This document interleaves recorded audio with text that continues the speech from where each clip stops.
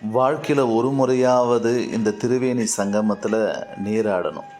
ஏன்னா நம்மளுடைய முன்னோர்கள் நமக்காக எத்தனையோ தியாகங்கள் செஞ்சு நம்மளுடைய வம்சம் தழைக்கணுன்றதுக்காக எவ்வளோ தியாகத்தோடு அவங்க வாழ்ந்திருப்பாங்க. அவங்களுடைய ஆத்மா சாந்தம் அடையணும், அவங்களுக்கு முக்தி கிடைக்கணும், அவங்களுக்கு நல்ல பிறவி கிடைக்கணும், நம்ம குலம் தழைக்கணும், நம்ம முன்னோர்கள் மட்டும் இல்லாமல் வரக்கூடிய தலைமுறைகள் நல்ல வாழணும் அப்படின்றதுக்காகத்தான் நம்ம முன்னோர்கள் கண்டுபிடிச்ச அற்புதமான வழிமுறை தான் இந்த திரிவேணி சங்கம்னு சொல்லக்கூடிய பிராக்ராஜ் அப்படின்னு சொல்லக்கூடிய உத்தரப்பிரதேசத்தில் இருக்கிற இந்த அற்புதமான திரிவேணி சங்கமம்.